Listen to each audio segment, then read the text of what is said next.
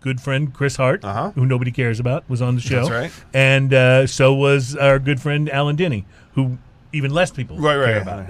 Nobody cares. He was on the show as well. And right at that time, it was while we were on the show, basically, that the info came out about what the number one cigar was, because they release them in stages. Right. And Alan, of course, had known about it in advance. And so it started He's this that conversation. Guy. He is that guy, which is really fun or really annoying at parties, depending. But what was interesting is that the conversation that ensued, there were some very strong opinions about the fact that it wasn't that great of a cigar, that it was, or that maybe it wasn't a bad cigar, but that it was completely a political reason move. that it was named number one. Now, it had received the highest rating in the magazine numerically that year. It was the only cigar I think they gave, only cigar or one of only like 2 or 3 that they gave a 94 to out of 100. And generally, anytime you get over a 90, you're doing great. Yeah. So if you get a 94, it's a pretty high rating. So it was one that they seemed to really rave about when they reviewed it, and they named it their number one. And I'm just going to go back and listen to that episode. It was a little polarizing. Yeah, it was a bit polarizing. There was some real belief that it was not a good enough cigar to be the number one cigar of the year. So I thought, you know what? They had some when I went into Casa de Monte Cristo. They had about half a box left open. I thought, I'm going to get one, and I'll smoke it, and I'll tell you what I think. Not that matters, but here's, your world one famous, guy's. Sir. Well, I'm on a world famous show. But here's one guy's opinion, right? Does it live up to it? So, the Quattro Nicaragua Maestro, it's a Nicaraguan Puro. That means the wrapper, binder, and fillers are all from Nicaragua. Yeah. Pre-light on it was earthy with hints of wood and some of that deep tobacco aroma that can be so enticing in a Nicaraguan cigar.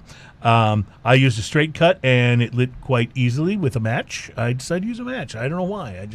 I usually get out the lighter and, Did you have the extra long match? I had the extra long match. Yeah, I had one of those boxes from Casa de Monte Cristo there. So, Nicaraguan pepper on the palate right off the bat.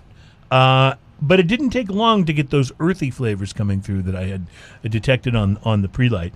As it smoked, I got some really great deep chocolate, dark chocolate flavors, and a sweet sort of spiciness along with a bit of oakiness that kind of came and went.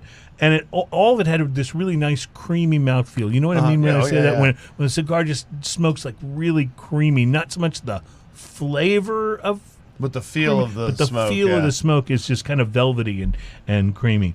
It had really good construction, with one exception. There was a kind of a flaky ash, and I dropped it all over my shirt. Went total Ian style, and that was before I was done with the first third. Yeah. But it was a perfect burn. It was just flaky, and the ash didn't stay on the cigar long, but the burn really never wavered. It went really, really well in terms of the burn. So the cigar was really good. It was very complex, had a great room note. It was really an enjoyable smoke. I was starting to think, maybe the haters are just wrong on this one, right? Maybe this is better than people think. So I started looking on, I had the iPad with me. I started looking online to get some information about the cigar, maybe look at some other reviews that weren't from Cigar Aficionado and see, how it had done, what people had said about it. And as I was doing my research, I discovered that this cigar is a collaboration between Rafael Nadal of Aging Room and some guy named A.J. Fernandez. I had no idea. I really did not know. And I'm an A.J. fanboy. You are such a fanboy for A.J. So I'm like, aha!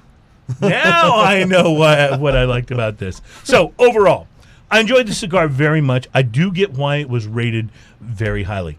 That said, I'm not sure it's my favorite smoke of the year.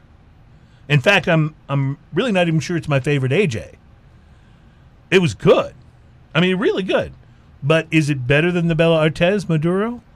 Man, that's a tough one. Oh, man. Because the Bella Artes Maduro is just... That's just so good. Yeah. Everybody's palate is different. Here's the thing, though. This cigar was between $11 and $12. It's not a $15, $16 cigar. It's $11 and $12, and that was for a decent sized torpedo. So I say smoke one if you can find them, because it is worth it. Price to quality, I will give it a 6. Nice. And I'm, with apologies to all the people that seem to think it wasn't good. Maybe there are issues with consistency, but I can only base it on one cigar, the one that I had. And believe me, I had formed my impressions of the cigar and how much I was enjoying it before I realized the thing about AJ. So it didn't prejudice me in a major way. Yeah, not much. But I will say, for whatever reason, the last third of the cigar was the best. Sometimes the last third gets a little more bitter and it's not quite. No, not in this case. The last third was like yummy.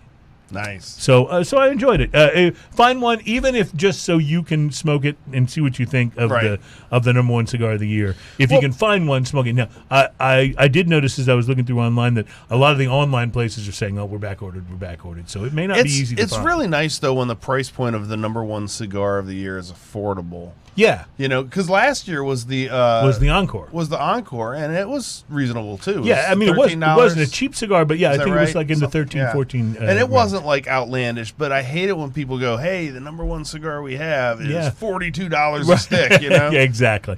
It's like, yeah, come on. Well, that's $42. It better be good. That's one of the reasons we do the price to quality. Is like how did this do at being worth it? And of course, if price to quality, if 5 means you got what you pay for, 6 or what did you give the Oliva? I gave it a 6.5. 6.5. Yeah, 6.5. That means it's not a very expensive cigar, but man, it's a great cigar. And that's part of the reason that it can get that kind of a rating. It's because you know what, it's worth it. You plunk it down. Yeah, and those of you out there joining us that aren't familiar with the price to quality scale, it's a 1 to 10 scale. 5 being you get exactly what you pay for. Right. If you score it a little above 5. It's punching above its weight class. Mm-hmm. You got better than what you paid. If you're scoring below 5, then you didn't get quite what you paid for. And sometimes you can score something below a 5, and it actually was really good. It's still a good cigar. But it might have just been. But it might not be a great cigar for $20. Right, exactly. Right.